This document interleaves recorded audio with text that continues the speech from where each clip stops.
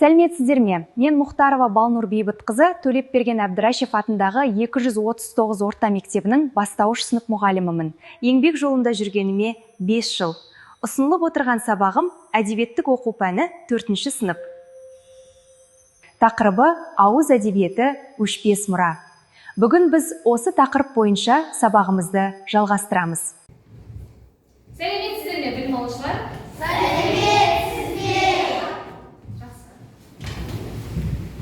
Көңіл-күйіміз қалай? Жақсы. Көңіл-күйімізді одан да жақсы ету үшін балалар, сендерге мен экранға күннің сәулесін шығарып қойдық. Осы күннің сәулесін таңдап, күн сәулесінің астында эмоциялар берілген, сол эмоцияны сендер білдіретін боласыңдар. Ал кім таңдайды? Күннің таңдай ойсыз.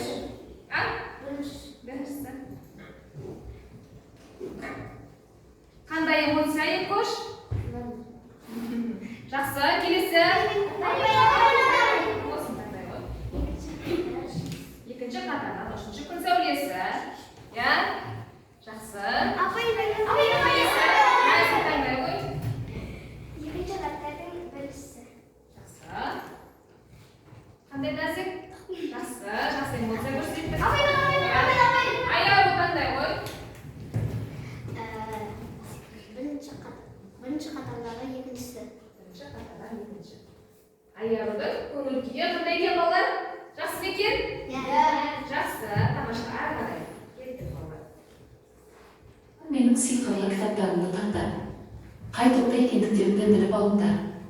Әр кітаптан шыққан сөздер арқылы достарына жылы тілектеріңді жеткізіңдер. Балалар, біз әдеттегідей топқа бөлінеміз.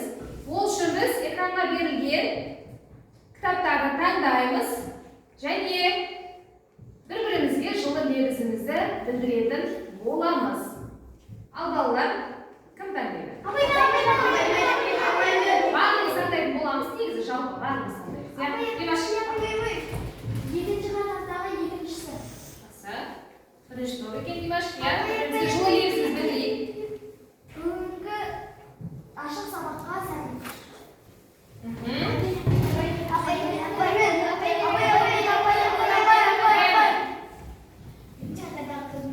Бірінші қатардағы төртінші.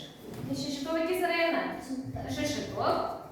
Сабақты жақсы оқып, ұстазымыздың үмітін ақтайды. Жақсы. Ақмарал. Ақмарал қандай? Бірінші қатардағы үшіншісі. Бірінші қатардағы үшінші кітап. Жақсы. Екінші топ екенсің. Балалар, үй тапсырмасын сендерде қазір сұрақ жауап арқылы сұрайтын боламын. Өткен сабақта біз қандай тақырып өттік? Қалай дайындалып келдік? Жақсы дайындалып келдік па? Ендеше қазір сандық әдісі арқылы балалар сұрақ жауап арқылы сендерден үй тапсырмасын сұрайтын боламын. Сандықшаның ішінде сұрақтар жазылған, сол сұрақтарға жауап беретін боласыңдар. Бірінші сұрақ балалар, адамның ең алғашқы құралы қандай болған? Кім жауап береді? Димаш? Адамның ең алғашқы құралы кәдімгі таяқ. Жақсы, тамаша. Келесі сұрақ.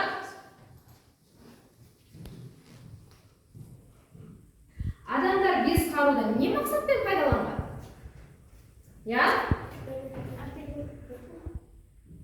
Не мақсатпен пайдаланған? Бақжан? Адамдар бес қаруды оларды жаулармен күресуге, аң аулауға пайдаланған. Жақсы, тамаша. Дұрыс па балалар? Балалар, өзін-өзі бағалау кезінде балалар сендерге домбыра әдісін пайдаланамын бүгін. Осы домбыраны сендерге таратып беремін. Әр тапсырманы орындап болған соң өз балдарыңды қойып отыратын боласыңдар. Сабақтың соңында анықтайтын боламыз кімнің қанша балл алғанын. Осыны сендерге таратып берейін. Сабақтың тақырыбын ашу үшін балалар, бірінші экранға қарайықшы. Балалар, бүгінгі сабақтың тақырыбын ашу үшін менің сиқырлы қобдишаларымды ашып көрейік. Содан соң жаңа сабақ тақырыбын таба аласыңдар. Сиқырлы қобдишаның ішінде сұрақтар. Сол сұрақтар жауап береміз. Соңында бүгінгі сабақтың тақырыбын анықтайтын боламыз. Осы сұрақтарға кім жауап береді?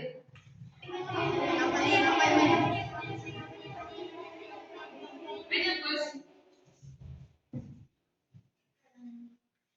Ауыз әдебиеті дегенді қалай түсінесің? Ауыз әдебиеті дегенді ауыздан ауызға тарайтын әдеби Яғни балалар, бүгінгі сабақтың тақырыбы ауыз әдебиеті өшпес мұра. Ауыз әдебиеті дегеніміз балалар халықтың ауызша шығармашылығы. Яғни балалар ауызша тараған көркем әдеби туындылардың жиынтығы екен балалар. Бүгінгі сабақтың мақсаты балалар. Сабақтың мақсаты оқылған шығармадағы оқиға жүйесін анықтай, бөліктерге бөледі, әр бөлікке ат қойып жоспар құрады. Мұхтар Әуезов жазушы, ғалым, ұстаз. Бұрынғы Семей облысы Абай ауданында дүниеге келген. Абай жолы, Еңлік кебек, Қарашқаныш оқиғасы, үксерек белгілі шығармалары бар. Жазушының кітаптары дүние жүзінің көптеген тіліне аударылған. Жазушы Әуезов Абай жолы роман-эпопеясында даналығын жырлаған Абайдың өмірін жазады. 4 томдық романның бірінші кітабы бала Абайдың өмірін суреттеуден басталады. Балалар, Мұхтар Әуезов жайлы біз жи арқылы Мұхтар Әуезовтің өмірбаянын және шығармаларын білдік балалар, иә? Және шығармаларының бірі балалар, Мұхтар Әуезовтың шығармасының бірі Абай жолы романы эпопеясы. Ол 4 томнан тұрады. Ол шығармада не туралы, кім туралы айтылған десек балалар, Абай Құнанбаевтың өмір жолы айтылған екен. Және сол өмір жолының, яғни Мұхтар Әуезовтың Абай жолы романының бүгін бір бөлігі бала Абайды сендерге балалар оқулықтар бүгін сендерге беріп тұр екен. Соны біз мультфильм арқылы Мұхтар Әуезов. Енді балалар шығарма бойынша сендерге топтық жұмыс. Бірінші топ шығармадағы оқиғаларды ретімен орналастырып жазасыңдар. Екінші топ шығарманы 4 бөлікке бөліп, әр бөлікке ат қоятын боласыңдар. Ал үшінші топ шығарма бойынша 5 тармақ құрып және жоспар құрып жазатын боласыңдар. 5 тармақтан тұратын жоспар құрып жазасыңдар. 3 минут уақыт беріледі. Уақыт кетті.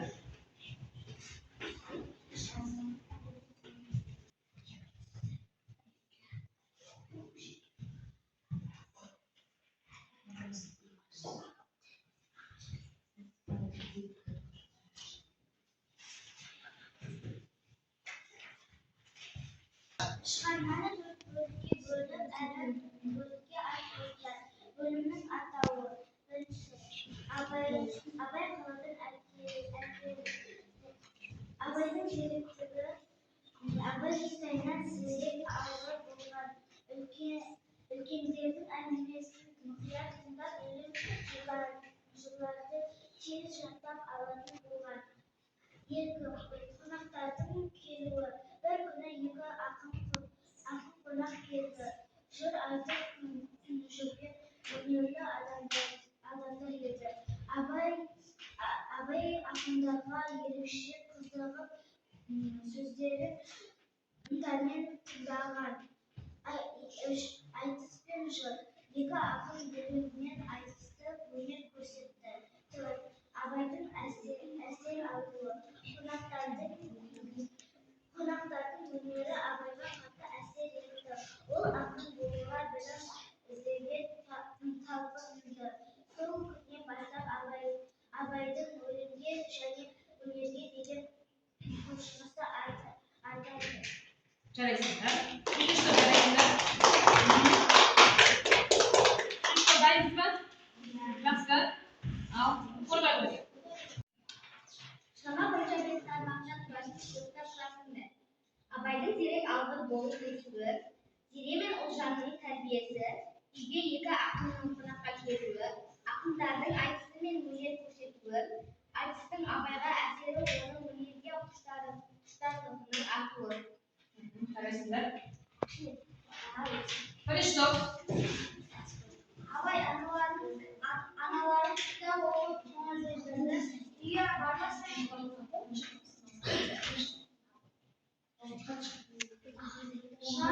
шығармадағы оқиғаларды ретімен орналастырды.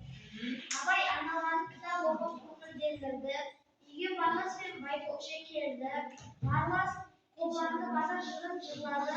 Абай жырын авторын сұрады. Абай ақындардың қасынан шықпай тыңдады. Барлас Абайға бата тілек айтты. Жарайсыңдар, үш топта жақсы жауап бердіңдер. Өз-өздеріңді бағалаңдар. Бұл тапсырмаға балалар 3 деген балл қоясыңдар.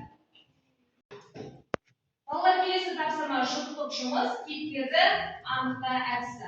Қасыңдағы көршіңмен орындайсыңдар, кейіпкерлерді анықтайсыңдар.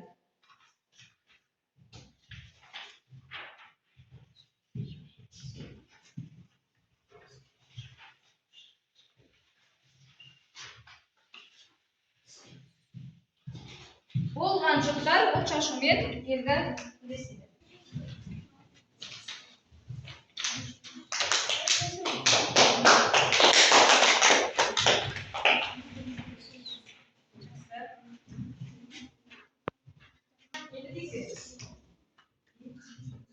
Балалар, тексерейік. Қозы көрпеш баян сұлуын шырқаған кім екен? Қай кейіпкер екен? Дұрыс па? Абайдың әкесі жыр тыңдаушы. Зере. Қобыланды батыр жырын жырлады. Баласының тілегін орындап, қонақтарды жібермеді. Кім жібермеді?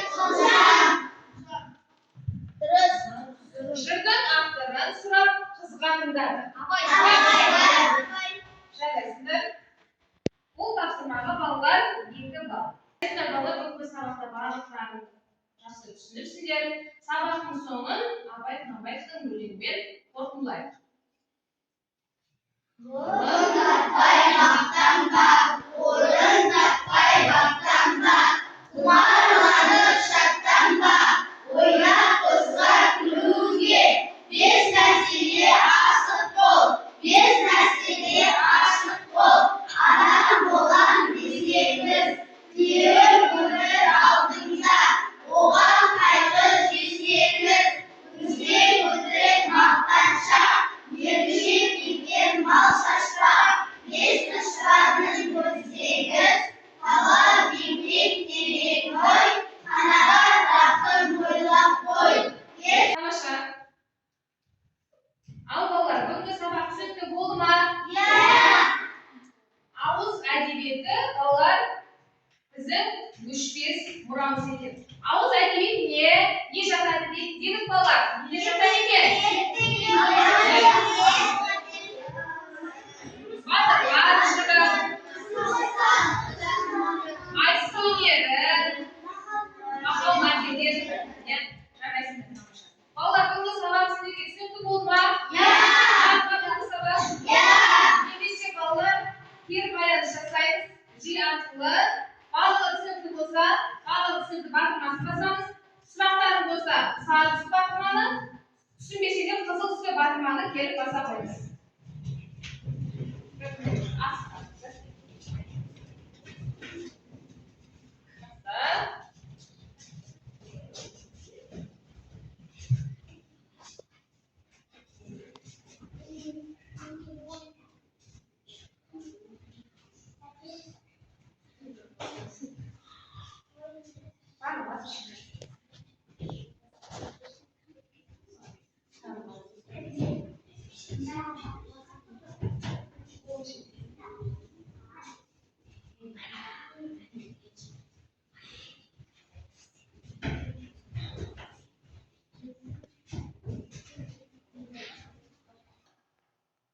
Жарайсыңдар балалар, үй тапсырмасы бала Абай мазмұнында эссе жазып келу. Сабақ аяқталды, сау болыңыздар.